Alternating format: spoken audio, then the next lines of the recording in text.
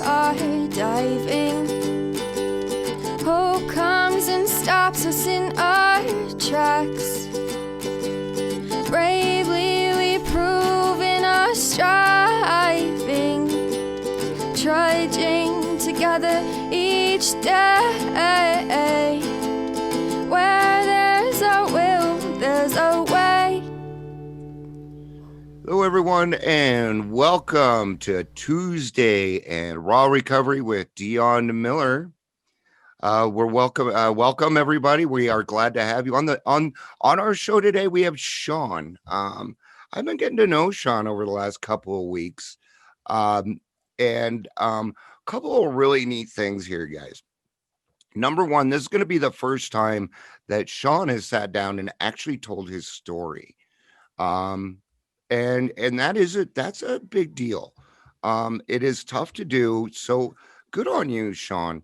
I feel honored to be the one to be the first person to kind of be there for it, and I appreciate that. Shawn is a manager over at King Supers, and on top of that, he is also a certified hairdresser and personal trainer. Okay. And even more good news, Shawn has 2 years of sobriety. Let's celebrate that. All right. Yay. Great job. Fantastic. Thank you. Shawn, welcome to the show. I am glad to have you on. Welcome. I'm glad to be here. Thank you for the invitation and taking the time. It's awesome to have this opportunity. Yeah. Now we're actually doing this on a Sunday morning, so we appreciate I appreciate everybody taking their time. Jill's hanging out with us today too, our promoter. But let's get into your story. Where were you born? Where did you grow up at? I'm a native of Colorado. I was born in Pueblo, Colorado, 1975. Wow. So I just celebrated my 45th birthday in August. Okay. I just turned 50. Good job. Congratulations. Yeah. Virgos rule, Yeah, man. Virgos rule. I don't care what anybody says. We're hard to contend with. Yeah. Let's go with that. Let's go with we're hard to contend with and live with, according to my wife. So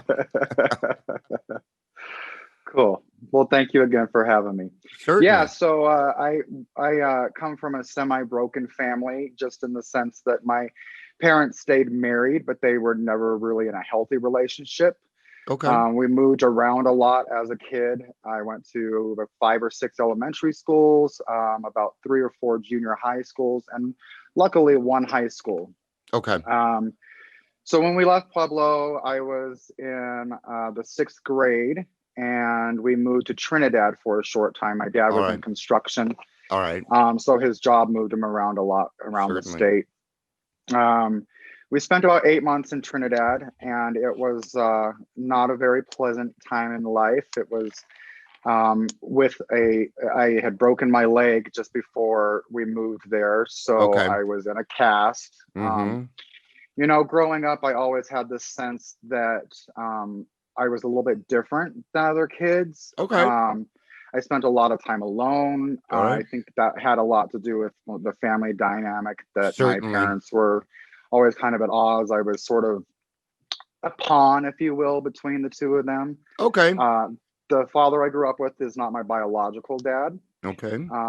And one of the pawn ships was that he agreed to adopt me as his own son. Okay. If my mom would take him back after several times of being abused and kicking him out of the house. Okay. So there was a lot of drug use and alcoholism and physical violence. I was never really the receiver of the violence physically, but I definitely endured a lot of the mental and spiritual abuse. And emotional. Yeah. You were definitely emotionally abused. Absolutely. So we, it's 4 or 5 years old, and grandma's coming to the house, and I'm offering to sell her a dime bag on the front porch. My parents sold marijuana, and so that was kind of, the stories that were told about me as a kid. I was my mom and dad's pusher out on the porch. Well, you're a Virgo. We're natural salespeople. Right. Yeah. When VCRs came out, I knew how to set them up. So I Yeah. charged $5. I would charge $5 to set up your VCR. All right. Well, if I needed money, I would go turn off your power while you were gone. To reset your VCR. So I would Oh make a yeah. little bit more money. Yeah. Heck Always yeah. an angle. Well, Always that's an it. angle. I Yeah. made a lot of money.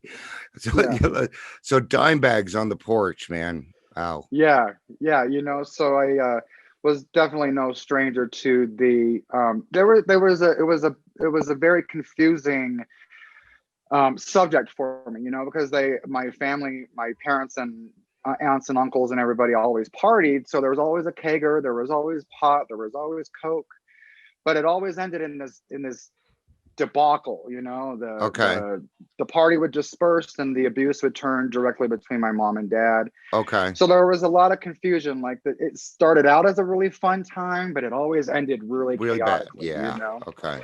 Um, so we moved to Trinidad in the 6th grade. I was already kind of formulating the sense that, like I said, as a child, I felt different than other boys. Mhm.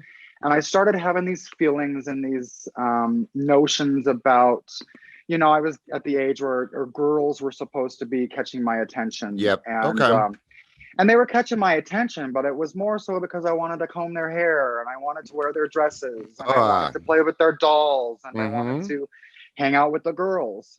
Growing up, I was always kind of a mama's boy. I Yeah. stood in the kitchen all the time. I was wherever the women were. Mm-hmm. And I got a lot of flack from the men in the family. I was a sissy. Why are you Mm-hmm. acting like a girl? Why are you Yeah. behaving that way? Where's Shawn? He's probably playing in the closet, dressing up in the Mm-hmm. dresses. Yeah.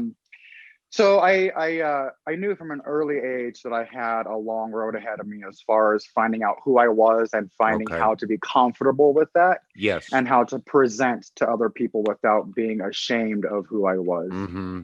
Yeah. And the 70s were a hard time Oh on yeah. that. I wasn't necessarily a tomboy growing up either. I remember I went to my parents once and I asked them if I could join ballet and they laughed at me. And I was serious. And that hurt my feelings bad. Yeah. Yeah. Because I didn't, I didn't get it. And to this day I don't get it. It's how I Nope. felt. And I saw other guys dancing in the ballet too. So, in my mind, It was okay. I don't see anything wrong. Yeah. Right. Yeah. Yeah, the 70s were a fucked up time. Go ahead. So I have two siblings that are 7 and 9 years younger than me. Okay. And I'll back up a little bit. Before my sister was born, my mom went full term with another child, Okay. and he was a stillborn. So All right. there was always this sense of like this invisible brother. It Mm-hmm. was definitely very important and very real to my mom because she Yep. had went through the experience. My younger siblings that came after him kind of always paid attention or homage to the fact that he was a very real thing. Mm-hmm. For me, for some reason, it never really set as anything that registered. Okay. I speak of siblings and I always go to, I have two siblings and I have to, well, let me take that back. I have three siblings. Yeah. Two of them lived. So that was a really confusing time. Again, I was, maybe 5 or 6 years old. Mm-hmm. And so I understood that my mom was going through this gestation period and that she was changing physically. And there was the explanations about her having a baby and I was going to have a brother Mm-hmm. and what that meant. But then it never came to fruition. And so for me, it was just sort of like all the other make believe that I had Yeah. It surrounded just kind of myself it with. just fit the natural course of things Right. where you're like, oh, okay, whatever. We'll say Right. I will believe it when I see it. When I see it. Right. Yep. I'll believe Which, you when I see it actually happen. right. Which kind of set a bad taste in my mouth when it did happen and I had my sister. Okay. I was used to being everybody's favorite. I was used to being the number one nephew, the number one grandson. I was just everybody's shooting special little star. Oh, And you special along Virgo. came this little alien, right? Yeah. Oh boy, was I not happy about that. So then shortly after, my mom had my brother. And there was always growing up that sense of the longing for belonging, if you will, and that my sister and brother shared the same mom and dad, but I never Mm-hmm. knew my dad, right? And Yep. it was always kind of this like spoken thing that I'm the stepchild, I'm Yep. a half brother, I'm the black sheep, right? Mm-hmm. So again, it lent to the fact that I was different, right? I Yeah. was different in the sense of family belonging. I was different how I related to boys. I was different because just all these things. Yep. Um, and that kind of carried on with me throughout most of my life. That sense of feeling different and never really fitting into anybody's clique or group, or I was usually a loner a lot of the Mhm. time. Did you kind of feel like you were the problem, like in Absolutely. your family relations there? Absolutely. You know, the No. sense of, like I said before, feeling like a pawn. Yeah. I Like there's was always something wrong with you, right? always something wrong with Oh, me. what It is was it now? my What it fault that, right, yeah. right. It was my fault that my mom endured the abuse. She did it so that I would have a dad. She did it so Yeah. I would have a family. She did it so I would have. So there was always a sense of guilt and doom, you know, like I put my mom through all these things. She was Yeah. very transparent about the period when she was pregnant with me and how her family kind of admonished her and put her down and told her she was making a mistake and don't do this, Deborah Sue. You're going to regret it. You know, you don't want to be a single mom. You're going to have a bastard child. You're going to. So there was a lot of shame Yeah. around my whole beginning and all of the younger years of my life. Yeah. Well, did she get married out? Did she have a baby out of marriage? I was the baby out of marriage. Okay. Yeah. Yeah, Yeah. and that's what it was. I mean, you're talking people from the 50s and 60s. I Right. mean, Right. Right. 30s and 40s. We're Yeah. talking boomers here. And Yeah. old, I mean, and beyond boomers. It's kind of funny. Yeah. And they just had Yeah. a different mindset. You did not, Right. that was wrong. So, Right. Right. but it wasn't your fault. You didn't ask to be Right. born. Right. No, was it your Yeah. That fault was that that. your mom and dad got drunk on New Year's and you're a Virgo? They think we don't know. Whatever. Right. Yeah, that was an interesting plot twist too. As I found out more about my biological dad, Okay. I learned that the night that so I found out I have a brother who's exactly 9 months older than me, Yep. who was being delivered on the night that I was conceived. Wow. Yeah, so that was a weird kind of bit of information that I really didn't need to know at Yeah. a How younger do you? age. Well, yeah. And how do you process that? Right. Yeah. And there was a lot of those opportunities for me to be like, what are Yeah. you telling me this for? Like, how do I, process this kind of information? Yeah. When parents use their children as a therapist, it goes wrong. Right. Yeah. It does. Yeah. I'm And sorry, those man. I'm were, sorry you went through that, man. I am. yeah. It's, now that I've had some time in sobriety, it's one of the things that I really look forward to and I'm afraid of addressing Okay. in part of my recovery. I understand that that's a very real portion of my story, and Yeah. drinking and the drugs were but a symptom of my disease, right? They Yep. were but a symptom of my problem. That's right. And now I'm coming to the understanding that it's okay for me to speak that truth and to be okay with knowing that it wasn't my fault, Yep. and I don't have to hide that it fucked me up. You Good know for what I mean? you, I don't man. I don't Good have on to you. protect my parents anymore. And Yes, for a you long do. time in my life, I felt like I couldn't respect the emotions and the Yeah. feelings and everything that I was going through because it would somehow label my parents, and I didn't Yeah. want to label them. And it may have. Maybe you weren't at a point yet where you could describe that to somebody without it being a finger pointing, name calling kind of thing, you know? Right, right. So good on you to get to the point um where we no longer blame other people for who we are. Yeah, yeah. It's Congratulations. been That's awesome. it's been an arduous task to get to where I am, and I wouldn't change it for the world because Uh, it's really instilled some truth and value to life for me. uh-huh. So back to the moving around. We Yeah. finally settled down in Denver after a little blip in Trinidad, Colorado. It was kind of one of those little towns where if you weren't born and raised there, you were an outsider. That's right. Which lent to the feeling of never really fitting in and belonging and finding my tribe. We got to Denver. I went to a couple junior highs. I settled, and finally, for the first time in 8th grade, found this sense of belonging. Girls were noticing me. I was noticing girls. Okay. I had the opportunity of like girls fighting over me, which was really foreign. That, you know, girls. I was used to people fighting over me, right? But not because they wanted but they my were, attention. but not. Yeah. There's a difference between somebody fighting about you and somebody fighting about you. So right. good for you. Good for you. That's Yeah. gotta make you feel good.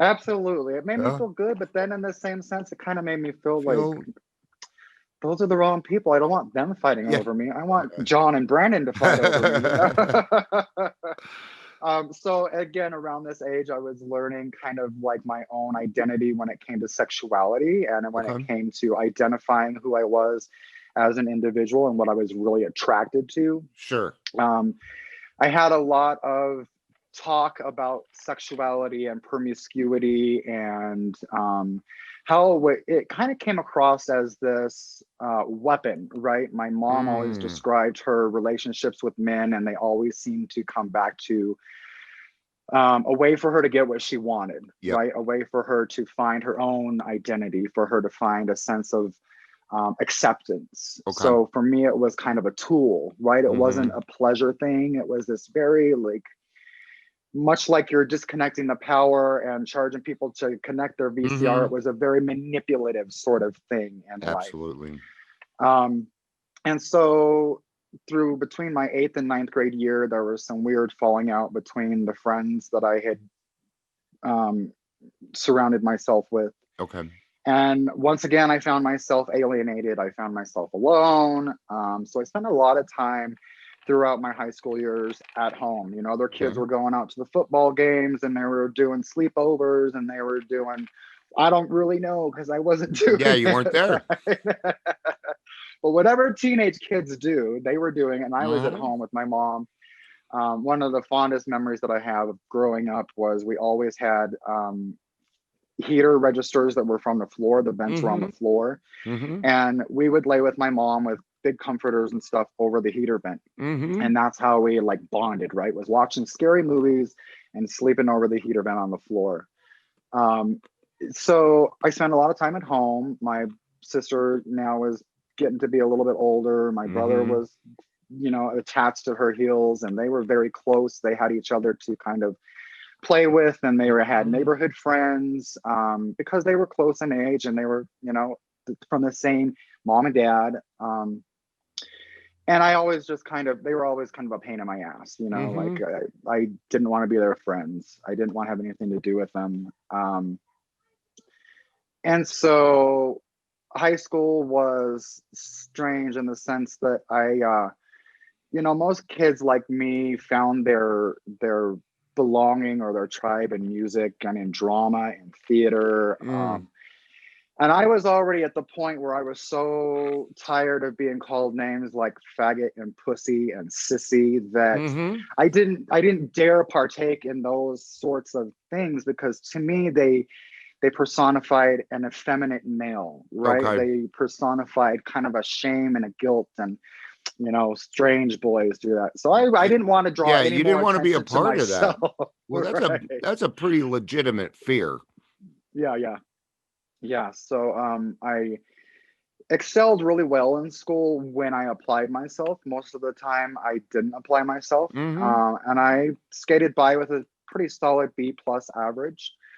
I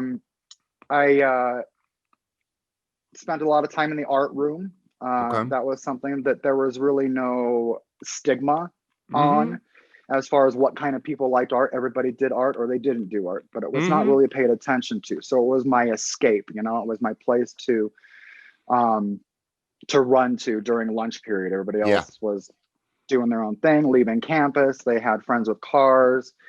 I certainly didn't want to fit in with the only other opportunity I really had were the potheads, right? Yeah. I didn't really want to fit in with the potheads because I knew what that scene looked like at home, right? Yeah. And I didn't. You don't So want to partake.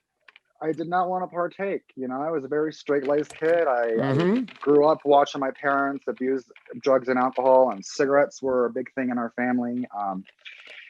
And so I was one of those people that grew up like, I'm never going to be like them. I'm never going to blame my upbringing for the way that I turn out. I'm going to turn out better than that. I expect more. I need more. I deserve more. And it's so ironic that we end up, or I ended up being exactly what I swore off, right? So high school, my first real encounter with a party. So I did finally join the choir my 10th grade year, or Okay. 10th into 11th grade. And it was just a concert choir. And then I went into like a show choir where we did dance scenes and stuff. So I started finding kind of a belonging there. But it was a little bit more acceptable only because like the jocks were a part of this scene. So, Yeah. you know, football players were in the choir, and it was a good way for them to score with chicks and to like, you know, get a lot of attention. So I found a sense of like, I always felt like I was going to be this great musician, right? I thought I was going to be a singer and I was going to be on stage, but I was definitely afraid of applying myself to that again, because of just being judged or whatever. So I was a part of the music group. I, in my junior year, had the opportunity between junior and senior year to partake in the senior party, the senior like big bash of the year. Okay. With the kids that were in the band and the music Cool. groups. And I was out in, I want to say Wiggins, Colorado. Okay. Wiggins or Watkins. They're both pretty far out there. Yeah, it was like 2 houses were the whole town, you know. And it was, people had their tents set up all over the property. The parents took the keys when everybody got there.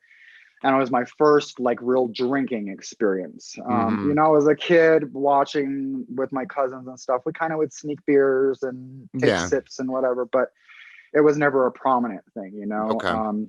So this is my first like real big hurrah. And all right.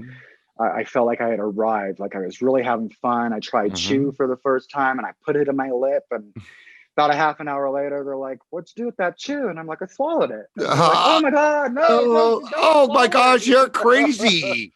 But I'm drinking and I don't know what the fuck I'm doing, you know? So I washed it down with the beer and I was fine, you know? And so there were bonfires and there was a lot of boys and girls hooking up and peeing in the fire. And I just really felt alive for the first time. I experienced this sense of just letting go and letting my hair down, if you would, you know? And I had my little group of friends amongst the people, and there were some weird moments of like boys and girls hooking up in the tent, and I somehow found myself in the mix of making out with a girl, and then another boy came in and he was kind of on top of me in the back, and it was all kind of a blur, you know? But again, I was drunk for the first time. So fast forward to the next day and we're driving home and there's a bra in the back seat of the back window of the back seat. And, you know, I've got 2 or 3 friends with me in the car and we're trying to just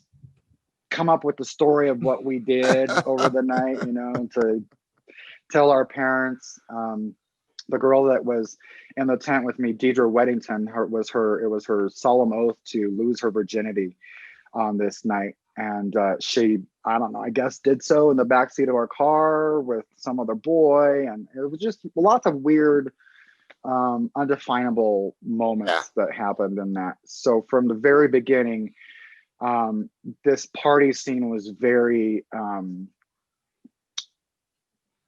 kind of blackout, right? It was kind of just like, get to the point of not remembering, but we had a great time.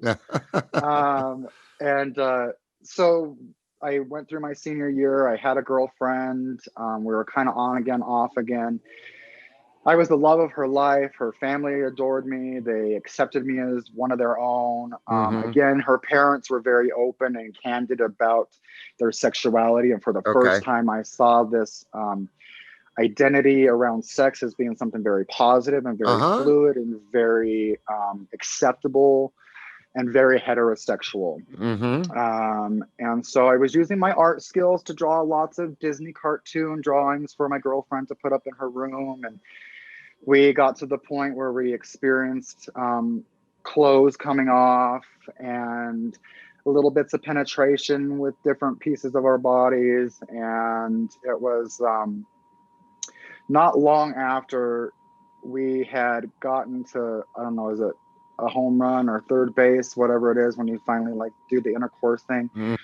But it was really topical, right? It was really just like I stuck it in and I pulled it out. And Okay. I had no idea what was going on. Yeah.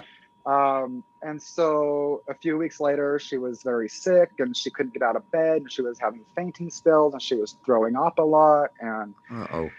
there was this, right, she thought she was pregnant. Yeah. Right? And I'm like, but I didn't even go in all the way. Like nothing happened. Like, what are you talking about? You're pregnant.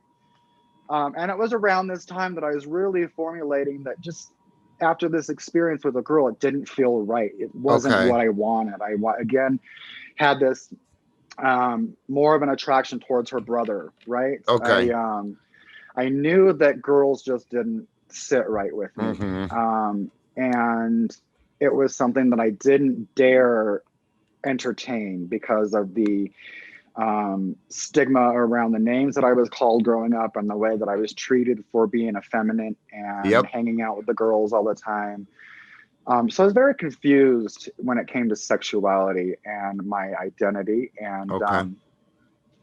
so came out that she had mono. She wasn't Okay. pregnant, Mm-hmm. which I guess have great similarities when it comes to pregnancy. Yeah.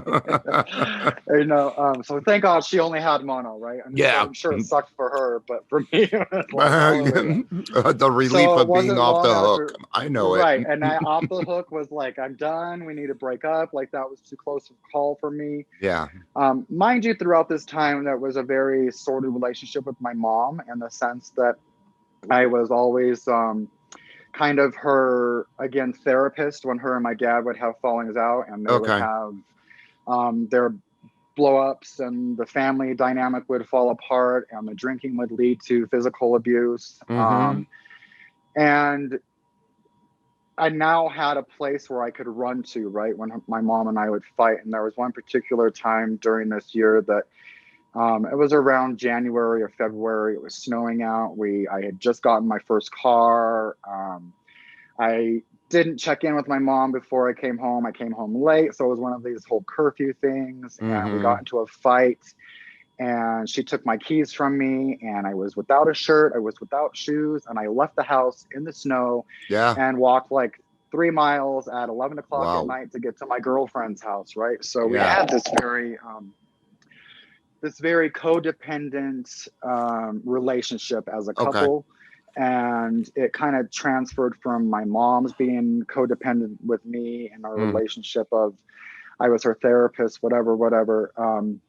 So there was a lot of moments like that where my mom would fall apart. She'd unleash on me. It would be very physical, lots of shaking, lots of slapping, lots of screaming in my face. And then it would turn to this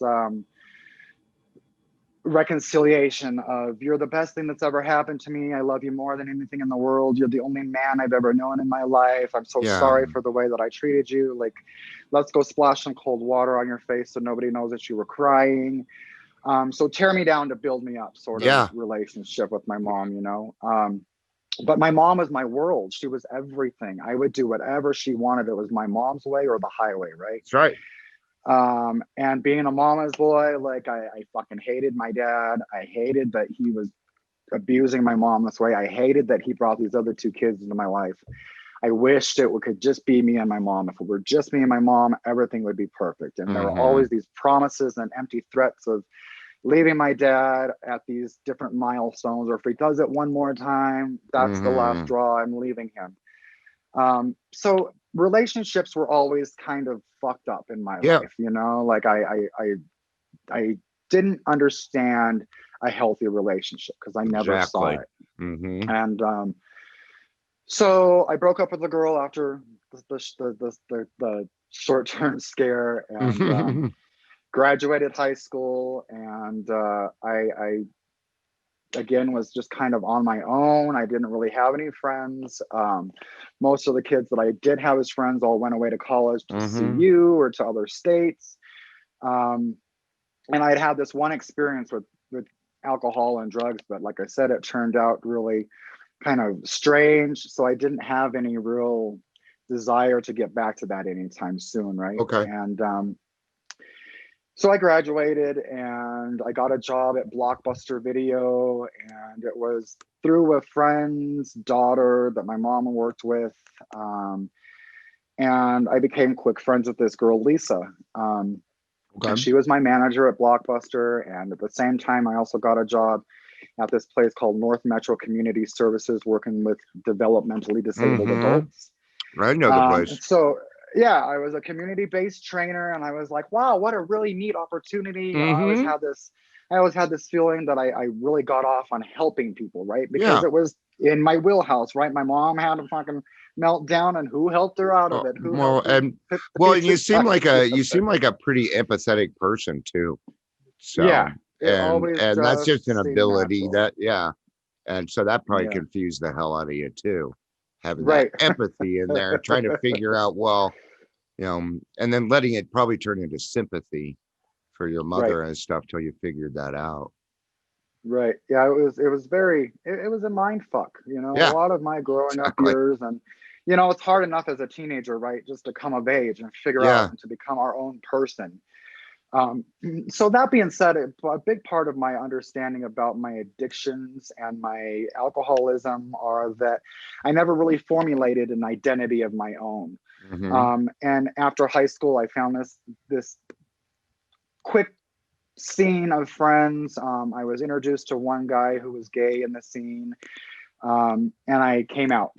I came out Okay. as being a gay man, and I was Mm-hmm. just like, finally, I had arrived. I didn't have to hide it anymore. I Yeah. knew without a doubt, based on the nights that I would spend hiding in the dark watching American Gladiators, you know, thinking that I was really just admiring these men because of all the attention that they gave to their physique and to their Mhm. health and to their fitness. And I saw the attention that these men got from men and women based on the way that they looked.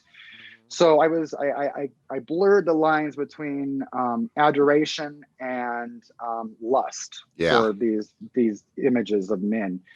Um, and during this time, again, as an artist, you know, one of my pastimes was I had a He-Man coloring book that I would trace He-Man and Skeletor and all these figures with tracing paper. But when it came to their male parts, I would Mhm. accentuate them, right? And I would make them as big as I could, and they were awkward. And so I always had this weird perversion, right? This weird, like, what the fuck is this? Like, why am I doing this? Like, why is this so attractive for me? It's Mhm. not right. This is why you're getting called names, Shawn. Let's stop doing this. But I would hide it under my bed. Man. Um, so I came out, and this girl Lisa was very in love with me. She was writing me poems all the time. She was putting together little scrapbooks of different special moments that we would have together. Mhm. We spent all of our outside of work time. We spent all of our in work time. It was around that time that my mom kind of outed me and asked, "Are you know, why don't you try dating Lisa? She seems like a really nice girl." And Uh, no, it's not like that, Mom. Like, you know, I come out to Lisa, but I hadn't come out to my mom. yeah. And so she's asked me point blank, "Are you gay?" Mhm. And I said, "Well, what if I am?"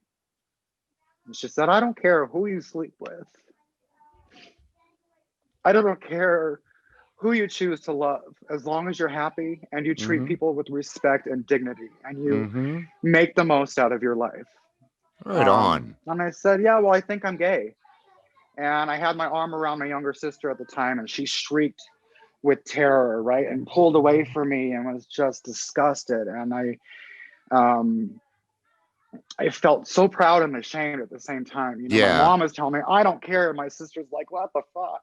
Right? Mm. Because now she's old enough to understand, Yeah, what you're I'm talking about. 17 going on 18. So she's like 10, 11 years old. And mind you, my sister this whole time is very tomboyish. She's got very short hair. She's kicking the boys' asses in the fucking neighborhood. I'm teased like, if Shawn's ever in a fight, we'll have to call his sister to take care of his light work. Yeah, that's so, right. she was the town or the city block bully, right? That's hilarious. And another fun tidbit of like us growing up, when I was born, I had all female cousins in my age group. And lots of women influence. When my sister was born, all the cousins were boys, and she had a lot of male influence. I could do it. So there was this kind of, we got teased, like we were born into the wrong bodies at the wrong time. And so I came out and I immediately started exploring what that meant. There are things like gay.com. And there were these magazines that I discovered at this coffee shop called Paris on the Platte in downtown Denver. Oh, I know Paris on the Platte.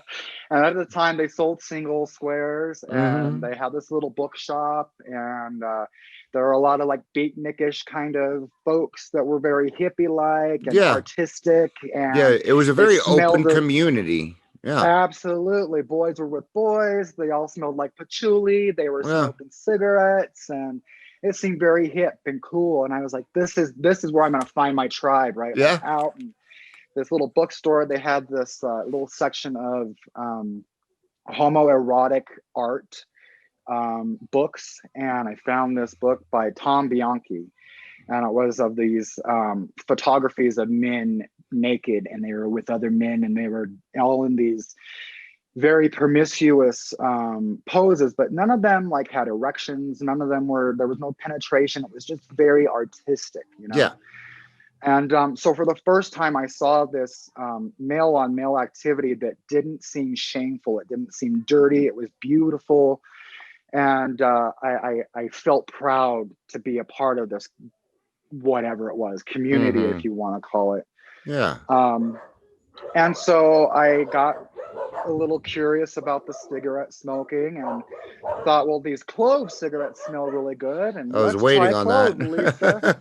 Let's get a clove, Lisa, And so we both got our own little clove cigarettes, and we sat down with our coffees on our table and being all so cool and everything. And I got halfway through that cigarette and just the room started to spin. Yeah. And my stomach started flip-flopping. And I thought I was going to pass out, and I got sick to my stomach, and my head hit the table, and I was like, we got to go. Yeah. I don't feel right. I don't know what's going on, but I don't feel right, but it felt good. Yeah. You know what I mean? I was sick to my guts, but I felt like just a sense of out of my body. And, but emotionally, you felt really good. Yeah.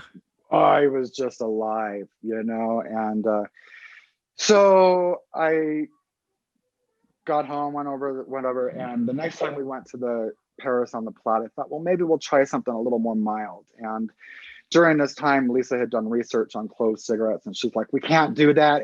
They burn really hot, and they put blisters on your lungs, and they're really dangerous. Like squares, and we did our Camel cigarettes, and that went over pretty well. Let's get another Camel cigarette. And then it turned into a pack of cigarettes, and it was only meant to be smoked when we went to the coffee shop. And then we found Muddy's downtown, and that was another really cool place. And that was probably saw you there. They banned clove cigarettes, by the way. They got rid of those. By 1990, they were gone. Oh my God, they were so crazy. They were so crazy, and I can still like taste that. Oh yeah, I could taste the clove. Yeah. And so we would be driving downtown, and all of a sudden I started smoking these cigarettes on the way to the coffee shop, and she'd tell me, what are you doing? Like, this is just for a coffee shop smoking. Like, very like, don't do that. And you're going to become addicted. And I remember her telling me, you're going to become addicted. And I told her, oh no, not me. Like I know better than that. I've seen what it does, and it leads to other things, and I'm not interested in that other stuff. Well, sure shit. I went from one cigarette on the way to the one clove to the, I was smoking a half a pack a day, and then it was having to buy cigarettes to be at home and hiding it from my mom. And um, met this guy at Muddy's, and I had seen lots of like people with piercings, and that started like turning me on. That like people were piercing weird parts of their body, like their collarbones and their noses, and a lot of people that I found really attractive had eyebrow piercings. So I got really curious about trying to pierce my eyebrow, and used an ice cube and a sewing needle, and I got the fucker in, and I had this little like very, very shallow piercing in my eyebrow with a little hoop. And I just thought I was the coolest shit, right? I was like, look at me, I fit in, I found my tribe. And we started like, that was our regular go-to, was Muddy's in Paris on the Platte. And I just felt like it was the time of my life. I had a job, I had my own car, I was out. I didn't have to stay pent up in the house with my mom anymore, which of course started this great division in our relationship, right? She was getting very jealous and very worried about all the things that, because she led a sordid life, and she knew that I was coming of age and I was going to find this sordid life that she tried to tell me stories about in hopes that it would scare the shit out of me, right? And so I met this guy, and I was in the bathroom, and I remember him standing outside, and I turned around. He's like, "You look really good standing at a urinal." And I was like, whoa, like wow, like this dude is like hitting on me, and like, okay, let's see what this is about. And so I wound up hooking up with this guy, and he was not the first guy I had hooked up with, but the first guy that was like, so, backtrack a little bit. I mentioned gay.com and all these phone numbers that I was finding in these magazines at Muddy's and stuff. And you could call these chat lines and talk to other gay dudes, and you could swap phone numbers and swap addresses. And I had a car now, so I had these couple of chance encounters, if you will, with these guys. And but this was the first time that it was like legit, like he like came on to me, and it was out in the open. It was nothing seedy or hidden. And we started hanging out at Muddy's, and he smoked pot, and he was like 2 or 3 years younger than me, and he had moved here from Florida. He had sort of a sordid background similar to mine, that around coming out, except for his mom didn't appreciate it. She didn't accept him.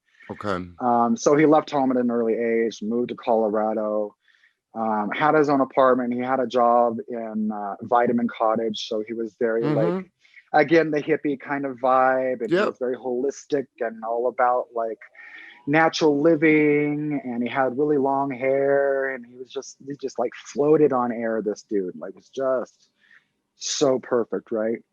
And I was falling in love for the first time, like really falling in love. Like, Becky, the girl in high school, I loved her, but more like I loved my mom, or more like I loved a friend, This was the first time I knew what love felt like. And so we started dating, and he introduced me to marijuana, and it took a couple of tries for me to get it. And we were hanging out at the White Spot down on Broadway.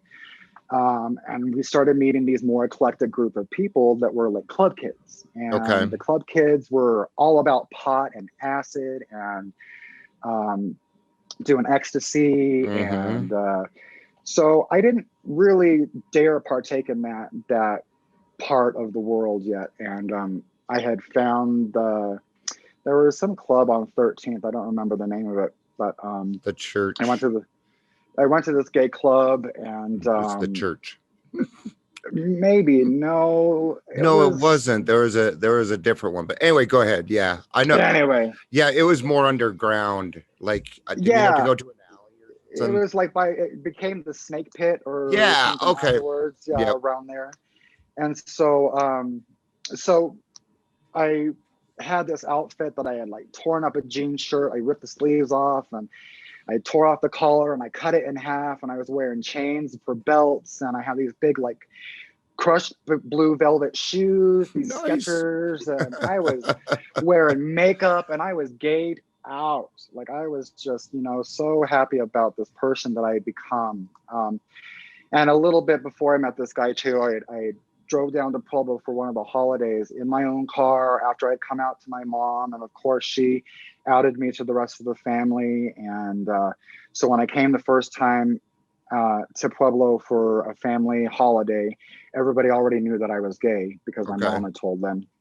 And I showed up with makeup and knee-high boots on, and my hair is coiffed and highlighted. And my grandma, I remember her telling me, Hito, I don't, like my mom, I don't care who you love. And so my dad's side of the family is Spanish. I don't care who you love, Hito, but boys don't wear makeup. And I was just so insulted. I was just so taken aback that she didn't care who I slept with, but don't wear makeup. And it just seemed like, again, I was ashamed of who I was, right? So I didn't spend much time around family. I pulled away from my parents a lot, and thought that this was my coming of age, if you will, and that I was really knew who I was, and that I wasn't going to let anybody take that from me. And then it wasn't long after being in the gay community that I started to realize I was still kind of being picked on because I was wearing makeup and I was too effeminate to hang out with like the guys that I was attracted to, but I wasn't. I was too masculine to hang out with like the drag queens and the girls, the feminine guys in the group, and I didn't want to be like them. So again, I was very torn about like, how do I fit in? Like where, I kept having these moments of like, oh, I finally arrived, and then it was taken away from me, and oh, I got these friends, and they were taken away from me. Do you think it was it the club scene that got you to drinking? No, I didn't really start drinking until I met this, met the guy from Muddy's, and we would spend the night, I'd spend the night with him at his house, and they would drink. They mostly drink wine. And I remember the carpet was just stained with red wine stains and cigarette burns. So now I'm chain smoking all the time, and I'm learning to smoke pot, and this guy's drinking, and we're in a relationship for about 8 months, and he tells me that he's moving back to Florida. And I'm still living with my mom in the suburbs. He was living downtown in Capitol Hill.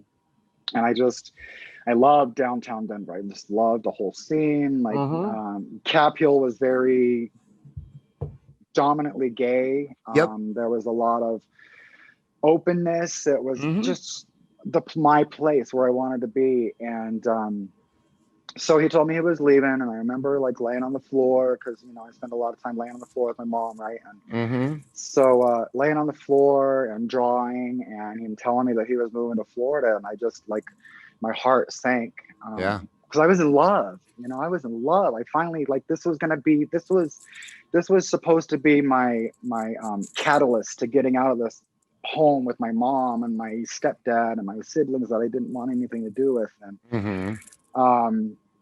And now he was leaving, and I kind of fallen out of touch with Lisa after meeting this guy because I spent all my time with him, and she was super jealous. Like she was just thinking if she did the right thing, maybe I wasn't really gay, and she loved me the right she was in way, denial. and, oh boy, yeah, very much so. So I told my mom that he was moving and that I was going to do whatever it took to move out there with him. So he got out to Florida. He got settled. His mom was okay with me moving out there. It didn't really have any money. I didn't have any belongings. Long story longer, I finally moved out to Florida to live with him and his mom and his stepdad. Wow. And they lived in a trailer in Dade County, Florida, so like Fort Lauderdale area. So in this time we drank a lot, we moved around a lot. We went from his mom's house and we found a place out on the beach, and it was this little shithole with palmetto bugs all over the place. And the first like couple days we were there, we were cleaning it up, and I went to clean in the closet, and above the doors I found this baggie full of weed, and I was like, score, like Woo! This is, you know what I mean? Yeah, it was like, this is meant to be, this is our place. Like they left us this bag of weed as a welcoming. And so now I'm full into like, I don't see it as a problem. I just see it as like, this is what people my age do. Everybody drinks, everybody smokes pot, it's the cool thing. And it's certainly cooler than hanging out with my fucking mom all the time and not having any friends. And, I was responsible, whatever Yeah. that meant. I had a job and I had this home or this apartment with my boyfriend, and I had a boyfriend.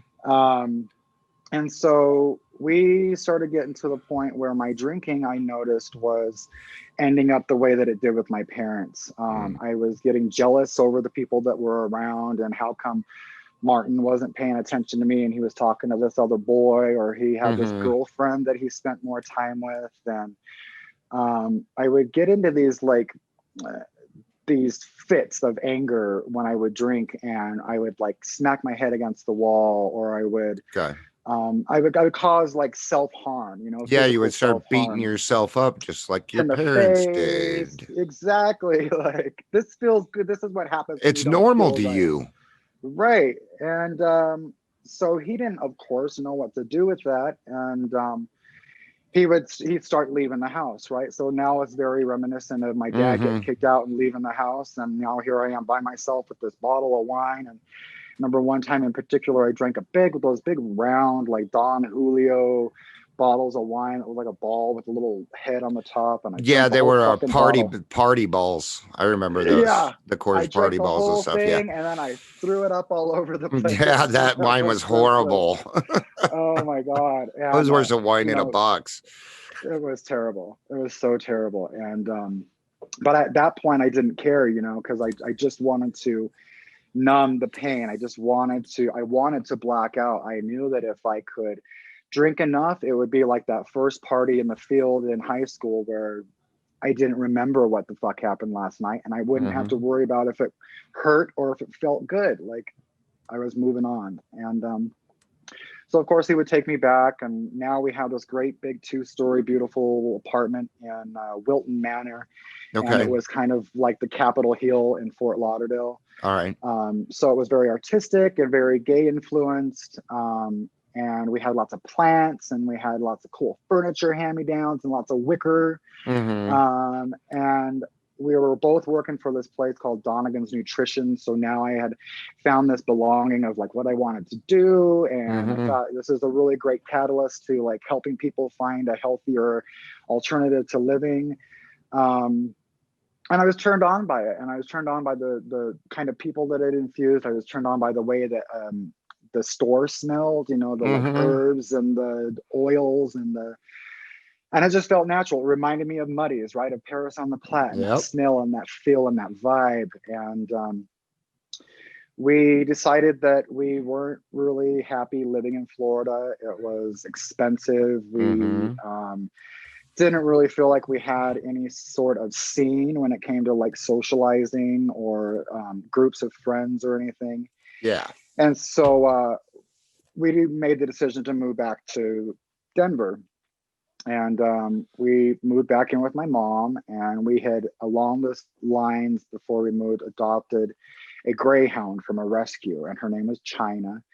And we brought her home with us. So now it's me and this guy and this dog living with my mom in her basement. And it went okay for a little while, and then we started getting rocky, and Martin was realizing that he wanted to live his life and he didn't want to be in this relationship anymore. And we were breaking up, but he was still living with me in my mom's house, and that was kind of an awkward time. So I started partying more with other gay dudes and other gay people, and started smoking pot more, started drinking more, and rekindled a relationship with Lisa. And now she was very excited to have me back in her life, and we could go to the clubs together.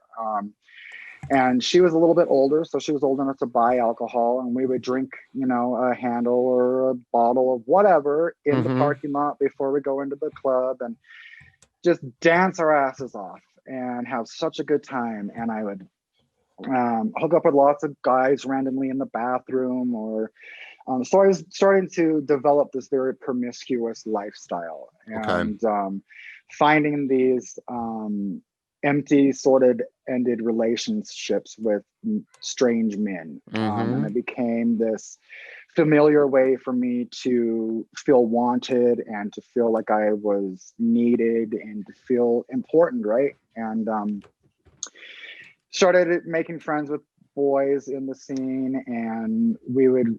There was this one guy in particular named Courtney, and he was from Boulder, and he was again very like holistic and witchy, and he was all into like tarot cards and meditation and yoga and this whole thing that just seemed really attractive to me, and it seemed very gay to me.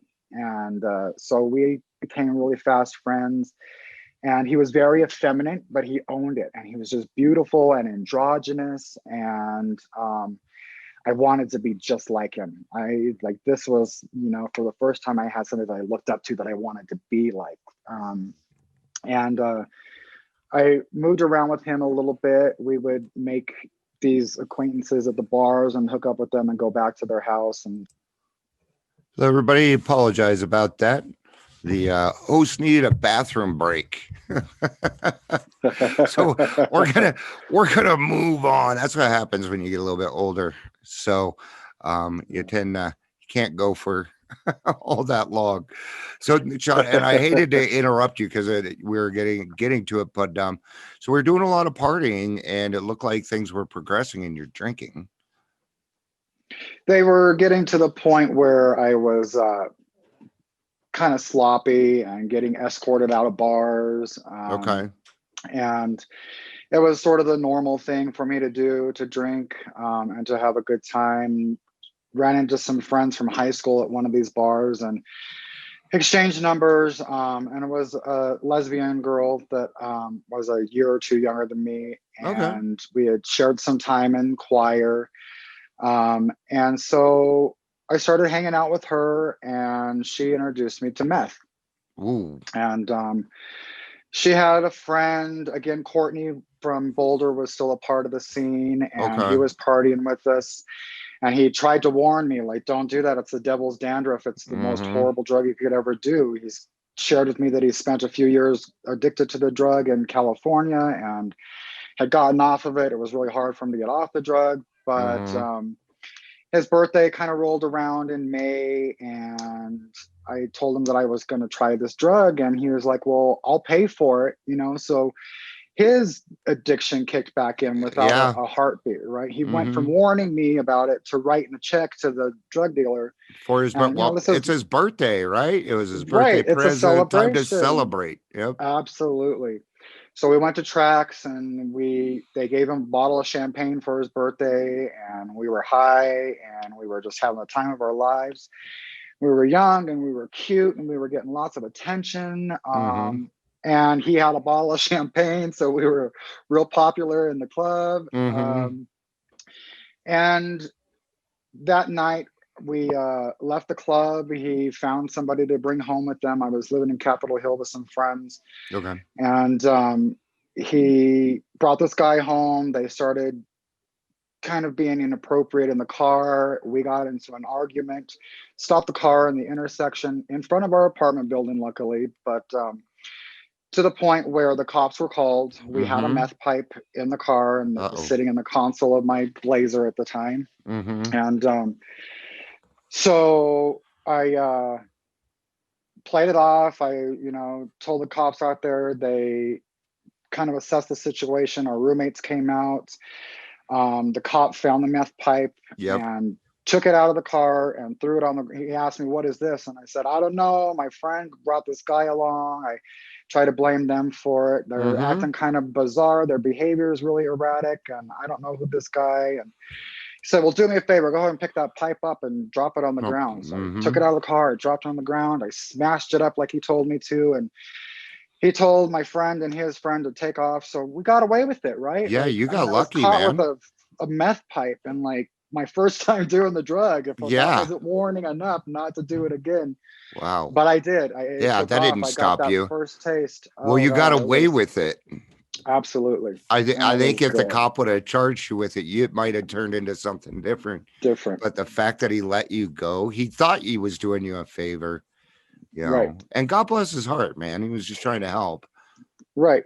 And I kind of learned to be very manipulative with my crying and my hysterics.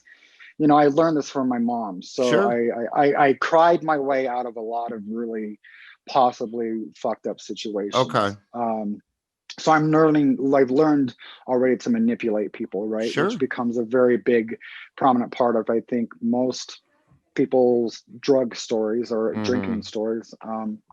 And so I get the taste for meth, and before I know it, I'm seeking it out on a regular basis. I'm going to bathhouses. I'm hooking up with guys in the park. Um, and we're going to these parties. I meet this guy, and he's kind of the A group of the gay scene, and they Okay. all do meth, but they've got really nice cars, and they've got money, and they Okay. get to the front of the line at the clubs, and I'm fucking the shit now, and Yeah. it just so happens that meth is a part of that. And it was Hmm. only like we were only snorting Get, it, right? yeah, yeah. We weren't smoking it, so we were like crackheads or anything. So Yeah. we were just, it was classy, and so then I And started smoking Benson and we're Hedges, classy meth classy people. tweakers, Yeah. yeah. And that was part of what kept me in my pre-contemplation in addressing my issues with drugs and alcohol, was that I felt again different than everybody else, right? And now this Mhm. difference was kind of a badge of honor, that like not only was I different, but I had this cocky attitude that I was better Yep. than other people because of the people I was hanging out with and the way I was doing drugs. And that turned into another party out in the fields somewhere with a bunch of gay people and lots of drugs, and candy flipping became a big thing for me. And Okay. it was this look how awesome I am, like I can do meth, and then I can take a hit of acid, and then I can candy flip on some ecstasy, and then I can Mhm. do a bump of coke, and I can be drinking the whole time. And I was just like, I felt like large and in charge because I could do all these drugs and they weren't Mhm. affecting me, right? Like Yeah. I was different. And so it fueled my desire to do drugs. And I Yeah. got this attitude that it wasn't me that had a problem, it was other people around me who had a Mhm. problem. Like if they just let me do my thing and let me be who I wanted to be, things would be That'd be fine. fine. And this was the lifestyle I chose, and who was anybody to tell me it was wrong? And I started um, going through jobs like toilet paper. I couldn't keep a job for more than a month. I started Mhm. taking money from people Yep. in their safes. I had a lot of management opportunities. Mhm. I excelled very quickly. Again, when I would apply myself, I was a really Sure. good student and employee.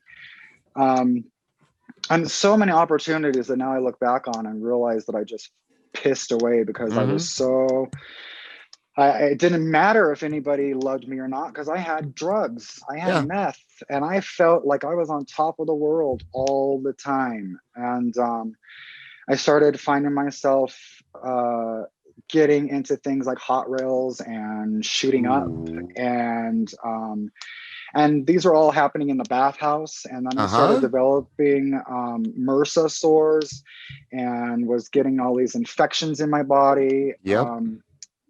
And I had to kind of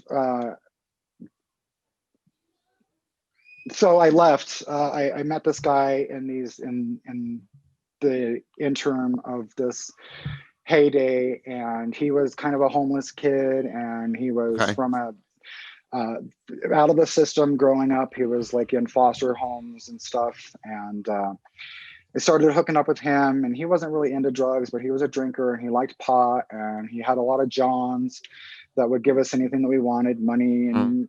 and pot and Hot alcohol. drugs. And so I started hanging out with him. That was really sorted. We got into a domestic altercation, and the cops were called. And for the first time, I went to jail. Yep. I spent 3 days in jail. I got out of jail, and I was broken. I felt like Mhm. I was lost. I was living back with my mom again. I didn't have a job, and I had these friends that I was living with when I got the caught with meth for the first time. They had moved back to Florida, Okay. and so they told me, "Come on out, get on your feet. Like you just get away from that scene and those people, and you can stay with this for as long as you want until you're Okay. back on your feet." And so I'm sorry, not Florida. They moved to San Francisco, and Okay. so I moved out to California with them. I was pretty cleaned up for most of the time. Right on. Marijuana was a big thing in the household. There were big potheads, deadheads, Yeah, and it's Grateful California. Dead, and Yeah. yeah, it was lots of San cool Francisco, California. It's going to be a lot of pot. Berkeley, and yeah, and so I mellowed out a little bit, you know, and I Okay. felt like I was happy, like working, and I started working in floral jobs and doing floral design and working at the warehouse doing deliveries in the San Francisco Bay Area, and but we were in Hayward, which is like outside of San Francisco, across the bay, and so I would go into the city on my own and do these little adventures. And I found this ad for amateur porn, and I answered the ad, and these guys like hooked me up. I started doing these little gigs on the side and making money, and my roommates had no idea what I was doing. Okay. With these guys, I started hooking up with from the shoots. They were very heavy into meth and drugs, Yeah. and so I was finding myself, you know, again, I felt like I had arrived again, right? Like Yeah. I found my calling. I was going to be a porn star. I finally found like my entertainment niche. And Yeah. yeah, and, I went from feeling like nothing to feeling like I was so desirable and amazing. And that didn't last for very long. The roommates I was with didn't like San Francisco. They said they were leaving so I could stay with the people that I was friends with in California. I could go back home with my mom in Colorado, or I could move back with them to Florida. Okay. And I was like, well, I'm going to stay here. The people that I was doing porn with told me I could couch surf on their couch and live with them until I got on my feet, and they'd help me find a job and whatever. And so I stayed with them for a little while, and I couldn't find a job, and I kept doing drugs more and more. I met up with this guy that lived in the Castro, and he was really just, his aesthetic was so amazing. And he was like these American gladiators that I grew up secretly attracted to, right? And he had money. He was in like the therapist field and was a counselor. And I fell in love again. But it was all under the interim of using meth and drinking lots of wine and unprotected sex. And after one of our weekends together, he brought me back to his house and told me we needed to have a conversation, and disclosed to me that he was HIV positive. Shit. You know, he's like, I know that we did some unsafe stuff, and if you feel like you need someone to go with you, I'll go with you to get tested. And I told him, I don't care if I have it, I have it. Like, I love you, and I really am enjoying our time together. And I know that you didn't tell me because you felt ashamed and broken. And again, it was more about me. Now, how can I take care of you, right? How can I nurture you? How can I be what you've been? Exactly. And that didn't go over very well. He was like, no, like, you're missing the point. This is supposed to like chase you away, and now you're more attached. So it wasn't long after, maybe a week or two after, that I called my mom and I told her I needed to come home. Like, this wasn't working out. Okay. I was scared. I started feeling sick. They call it seroconverting or something like that, when the virus like takes hold of your body, your system, and starts to infect you. Okay. And so I was very sick. They people that I was living with doing porn sent me to the free clinic, and I went and got checked out, and I didn't have an AIDS test at the time, but I had some tests for like gonorrhea, because I had a lot of like thrush issues, like a lot of throat and mouth issues that were keeping me sick. And came back to Colorado. On the way, I took the Amtrak to get back, and on the way here, I had this horrible toothache, and I remember falling asleep with putting a lot of pressure on my face. And when I got home, it was like draining, and I had all this like horrible jaw pain, and my body felt horrible. Like, I just felt really different in my body. And I shared these things with my mom. So she told me I needed to go get a test and get an HIV test. And so I went to the clinic and I got tested, and was living back at home. Things were going okay. I wasn't using any drugs. I wasn't really, like, I didn't really have any friends again. I was slowly introducing Lisa back into my life. And so I got a job working at Whole Foods as a floral designer in the floral department, and Okay. started kind of getting back out into the scene. Of course, that led me back to finding drugs again and going back to Uh-huh. the bathhouses. And now I'm getting my results back from the HIV test. And my mom took me to Denver Health to get the results. And she sat out in the waiting room while I went into the room, the doctor's office, and immediately saw the paper hanging that said HIV or Caucasian male under 30 HIV positive. And it was like a sentence. It's like this just like, I got to do whatever it fucking takes to survive. And Yeah. I'm going to get through this by myself. I can't give this to my mom because she'll fall apart. Like, this will ruin her.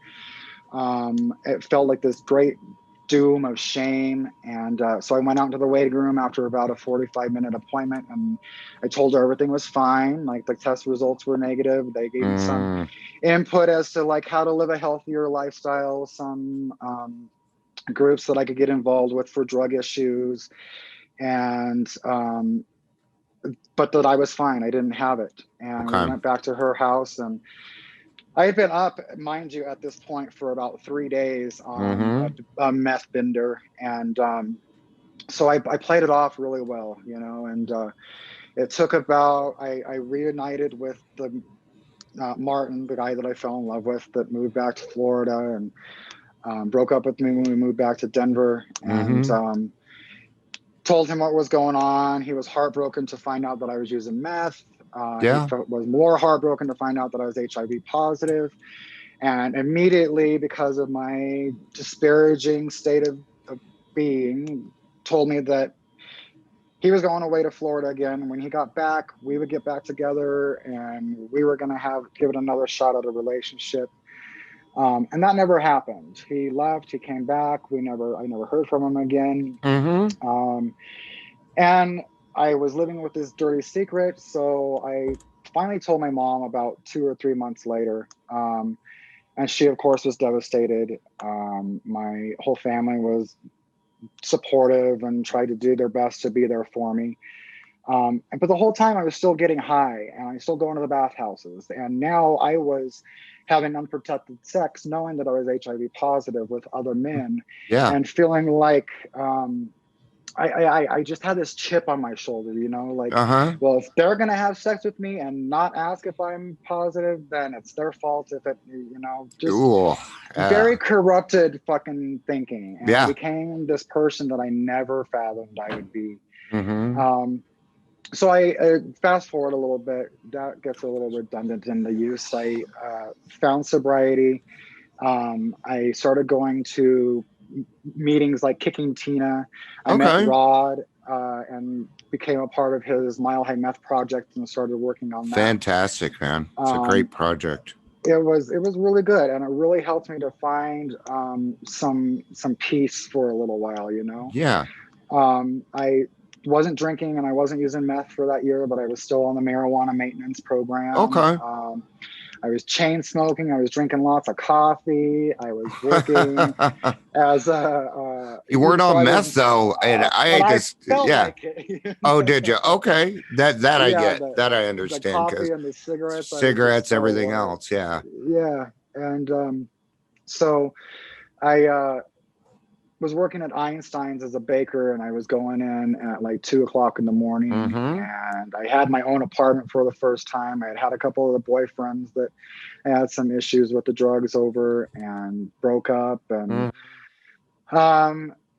so I got about a year of sobriety. I had moved to a place where everybody in the house that I was living in were sober. My sponsor lived downstairs, and he was the guy that like collected the rent in the house. So you were in a sober living home, or you just lived in a home where people were sober? Where people were sober. Okay. Yeah. It was like this little. Which works just as well. It does. It can be a very good situation. Yeah.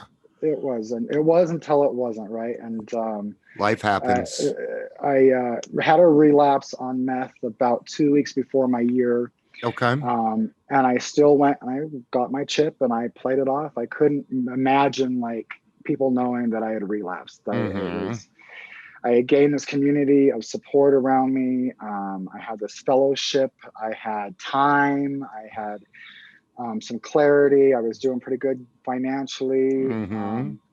And I felt like I had my shit together, though. Yeah. And had this relapse, and I hid it, and I lied about it. And it wasn't until about a month later, I ran into another dude at a meeting, and we started Mm-hmm. drinking together. And I told my sponsor that I never really had an issue with drinking. Meth was my problem. I just wanted to stop Yeah. using I drugs, get that all the And time. Yeah.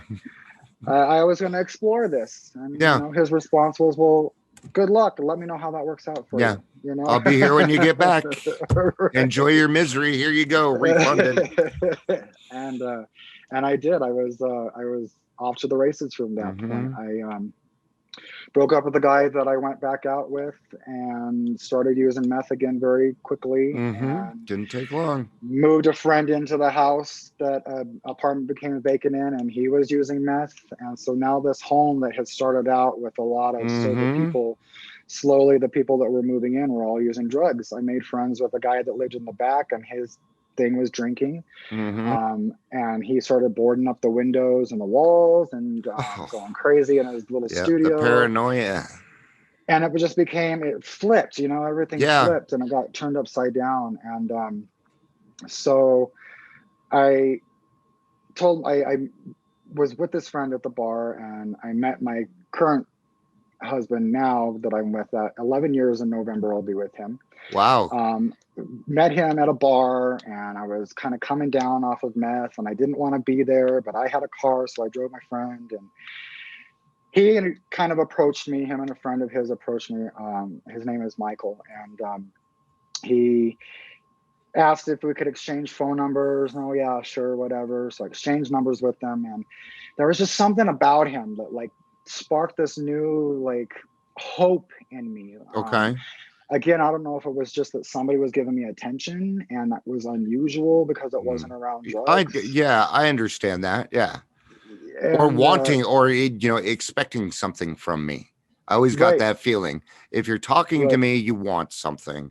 right, And right, now that you found a person that didn't have any expectations, but they didn't right. want anything from you, just the phone number. Right. And it was really cute. Like he had his friend do it, like, hey, my friend thinks you're kind of cute. He wants to know if Yeah. he can, well, who's your friend? So we had this short meeting, and we kind of text for a few days. We ran into each other at King Supers about a week later. And again, I Mm-hmm. was high on meth, and I was with the friend that was living in the house, and Michael and his friend saw us, and his friend kind of made this comment like, oh, what a hot mess, and I was just so ashamed. Mm-hmm. Michael texted me right away. He was like, I'm so sorry about that. He's jealous that I have this interest in somebody else. And so I stopped texting Michael. I told myself I'm not going to start another relationship with all these lies and all this secrecy and all this like Mm-hmm. shame. And I'm going to give myself 30 days to get clean. If I can Yeah. stop using for 30 days, then I'll give this dude a call again. Mm-hmm. So I just started ignoring him, and I got clean, and I got 30 days, and I called this guy up, and I was like, hey, this is Shawn. I don't know if you remember me. And he's like, wow, I'm at the cricket store getting ready to change my number. Like I had written you off and thought that I'd Mm-hmm. never hear from you again. So fast things started happening, right? We hit it Yeah. off. We were falling in love.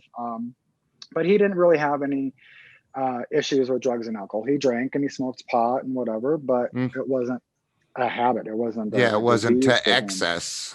Right. And Yeah. so I was like, well, cool. This is someone I can learn how to do these adult things with, like an adult. And long story, even longer. Again, we, for the first like 9 years, drank, and it started getting to the point where the drinking ended up the way that my parents did. It would become violent at the Mm-hmm. end. There was a lot of jealousy in our relationship, and it was me becoming my stepfather. Like I was beginning to be physically abusive, but it was always because I was trying to get him to stop hurting himself. I was trying to get him to stop acting irrationally. I was trying, right? So I guised it under this excuse that I was protecting him from Mm-hmm. himself. Cops were being called into our apartment. I was kind of a a crazy drunk in the sense that I would break shit. I would, Mm-hmm. you know, flip the chair and the couches over, rip the Christmas tree down, pull things out of the walls. And this went on back and forth, and we would make up and promise never to do it again. And we'd be cool for a couple of weeks and we'd start drinking and it would get crazy and ugly again. So then I got to the point where I was getting in trouble at work about my drinking. I was getting called out for being drunk on the job. Mm-hmm. I was drinking and driving all of the time. I inherited these grandnieces from my husband's side of the family, and never really paying attention to the fact that we would take them for the weekend and we'd do all these outings, and I'd be driving drunk with them. Mm-hmm. Most of the time that they were at our house, I was what I thought hiding the booze while we were entertaining them at our house for the weekend. I had gone to school again for the personal training and gotten that certification. And I knew that I needed to probably get back to AA. I knew that this wasn't working out for me. I knew that. Yeah, there's always that switch, and that's what I'm kind of waiting on here. So what happened that made you decide you didn't want to do this anymore? What happened was getting sent home from work because I was drunk on the job. Okay. And that was the pinnacle, right, of becoming all the things I would never be. That to me signified I had a drinking problem. Now I have a drinking problem. Yeah. And so I came home, and of course I was resentful. And the first thing I did was go to the liquor store, and I got more booze. And sure, those fuckers. I didn't tell my husband about it. But yeah, how dare you send me home? I'm doing a good job. You just promoted me. You just gave me more don't you money. know who I am? And so I kept drinking, and I could not, I had gotten to the point where I couldn't make eye contact with people. I couldn't get through a whole sentence without stuttering or losing my train of thought. Sure. I was shaking all the time. I was sweating profusely all the time. I couldn't sleep at night.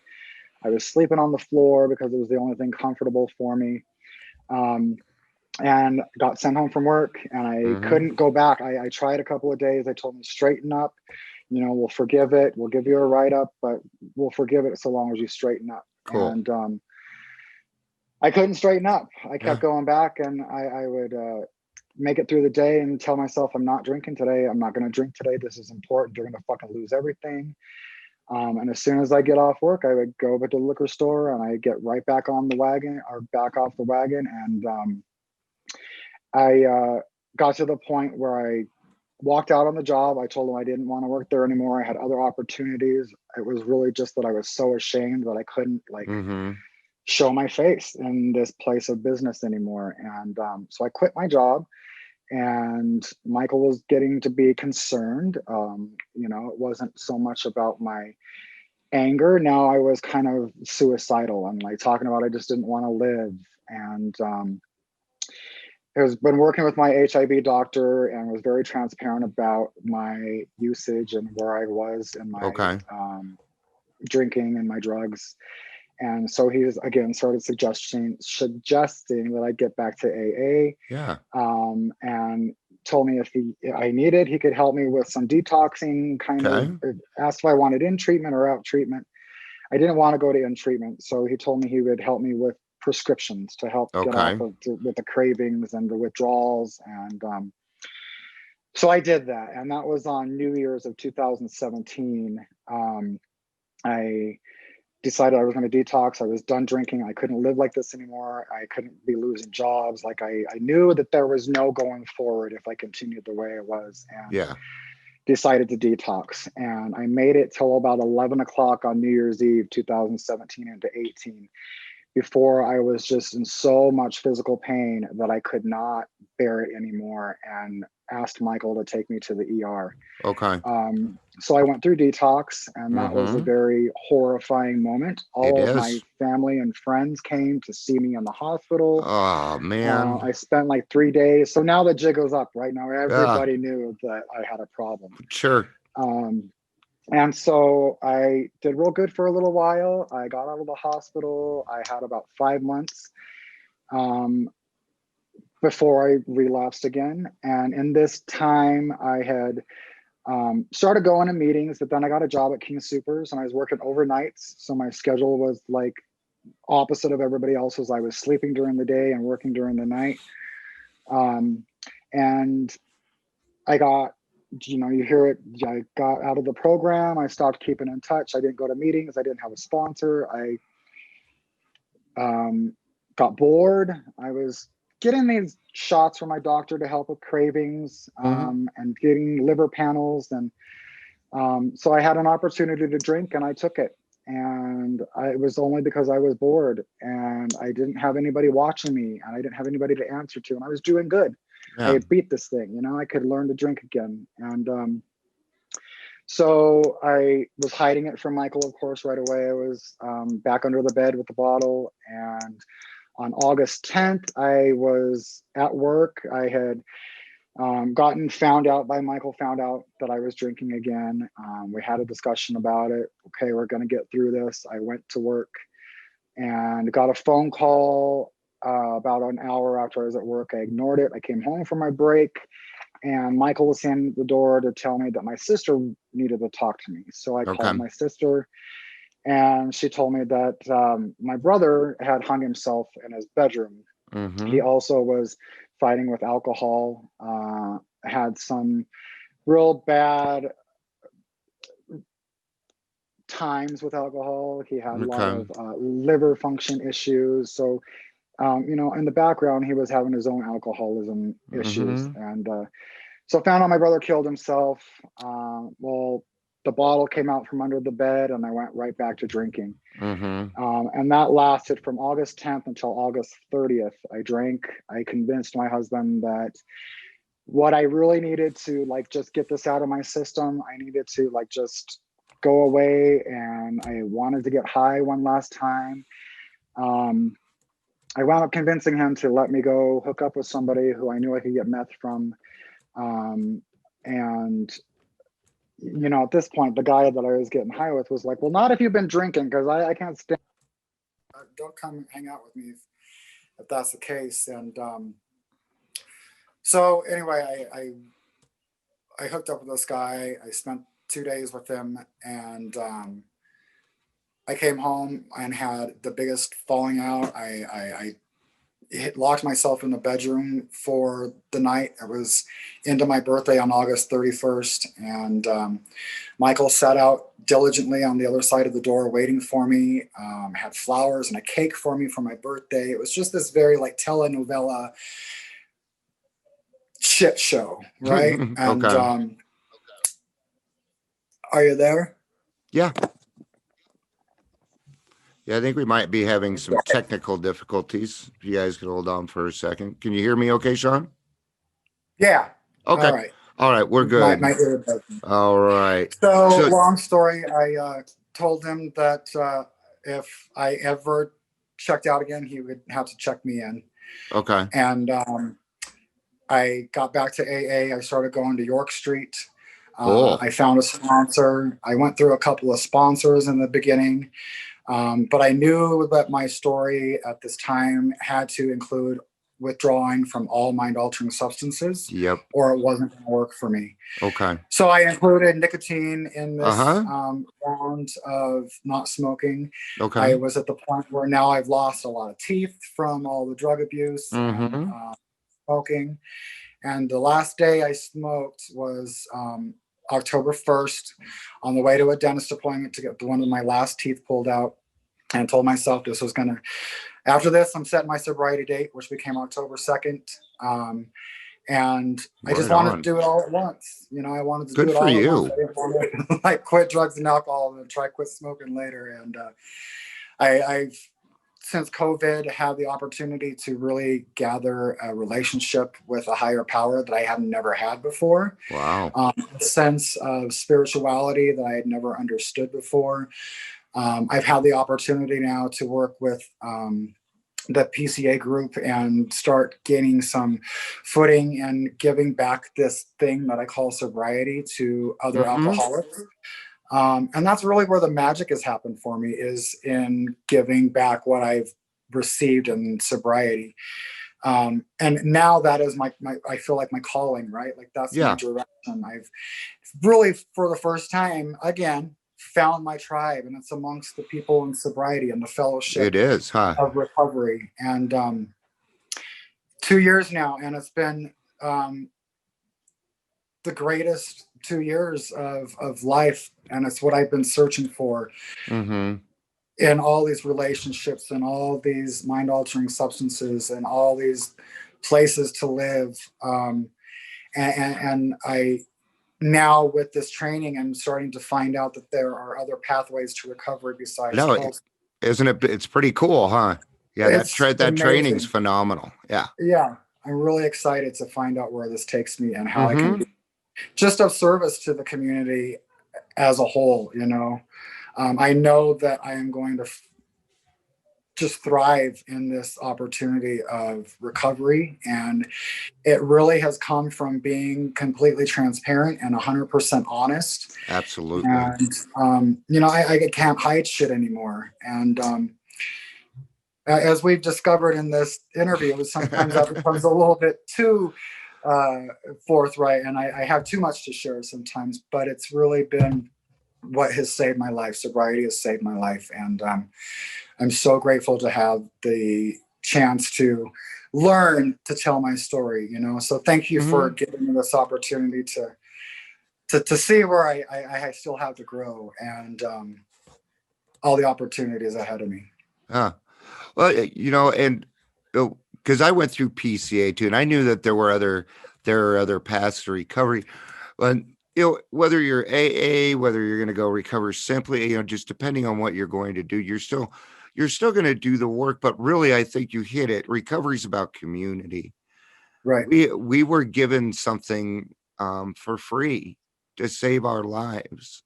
Right. So when we sober up and we start feeling those feelings and we get healthy relationships and we have a relationship with God and a fellowship around us, we discovered that we have the power to change community Right. by being transparent, which is what you're talking about. Yeah, and really being that catalyst of what I searched for so long, because I know if I've gotten to this point of life feeling alone, that's probably a commonality amongst a lot of the people who are looking for what I have to offer them now. So Absolutely. yeah, And yeah, and we always, whether you like boys or girls, we're always going to utilize whatever sex it is to fulfill the gap in our lives. right, And we utilize those, we utilize other people to try and do that for ourselves. And that doesn't have anything to do with sexual orientation. That has to do with not being a very nice person. right. Oh, And I got into being a very not nice person, and I think that's what scared me the most is that yeah. I didn't just become the person that I didn't become my stepfather. I transcended, right? I became Okay. my stepfather times 10. Like I Yeah. thought my dad was bad. Yeah. Well, this shit show right here was the Yeah. real, So And I think yeah, we it's a get, much softer side of life for sure. and I think, when, because we get to a point, even in recovery, I remember when I decided that I wasn't going to call myself an asshole anymore. And I just Yeah, wasn't, and I just wasn't one anymore. And right. people stopped calling me that. Now they're like, "You're an asshole," because they've never seen that side of me. So I'm going to say I'm Right. grateful that I never met that side of you, and that Yeah, I got to meet the actual Shawn, the real Shawn, absolutely. Absolutely. because I wasn't. I did, and that's what's so cool is it's like you know, people talk to us. They're like, I just don't see how you could have ever been that way. Yeah, And for us, that's true progress. That's absolutely. true. That's really true progress. So good on you, man. Yeah. Very good job today, Shawn. I appreciate you being so candid. You're a fantastic storyteller. Thanks. Yeah, you should think about being a storyteller. Yeah. Because you're really good at at bringing the smells and the sounds, and I can tell that you're very, very artistic, Yeah. and that you have a lot to give back in the community. So I'm glad to hear that you're on the recovery coach. Poor Yeah, thing. it's just the beginning, you know. And I'm starting to understand, and through sobriety, that I'm not a bad person trying to be better. I'm a sick Mm-hmm. person trying to get well, Mm-hmm. and that has really helped me to fight that self shame and stigma, and Mm-hmm. like you said, calling myself bad names, and just that that negative Nancy attitude. Like, Yeah. it doesn't serve me, and it certainly isn't going to Yeah. serve anybody I mean, else. So how can I expect everybody else to treat me like I want them to when I'm not doing I'm shitting on when I'm myself. not treating Yeah. myself very well? Yeah. Yeah. Yeah. And I think that's what happens. We get into the program, we figure out, hey, maybe I should be a little bit nicer to myself. Maybe I'm not the person that I thought I was. And we can change. People can change. Yeah. What Yeah, for that's going sure. to look like, who knows, man? We don't, until you decide enough is enough. Your bottom could be anywhere from, Passages Malibu to, living on Skid Row. Good row. Yeah. Yeah. Yeah, for Yeah. sure. That's where I went. That's what I decided. And my Yeah. thing was, I'm not a drunk until I live under a bridge. Then Right. I'm under a bridge and I go, no, I meant that bridge over there. Right, right, right. It's Right. There's there's always always another bridge. more. Yeah. Yeah. Yeah. So, but thank you for coming on today, taking your time with us. Yeah, for sure. And when you're finished with your classes, let me know, and I'll get you started on the road of recovery coaching. Uh, Thank you everyone for being here today. What a fantastic story. I had a It good doesn't time. Yeah. matter where we come from. Um, we all have a story that can help other people. And being able to share that story takes the power and the negativity and the shame away, because now we get to own it and Right. everybody else gets to own it with us. That's pretty fucking exciting stuff, man. That's Very. that's miracle level stuff right there. Yeah. Um, Yeah. So thank you again, everybody, for listening. This has been Raw Recovery with Dion Miller.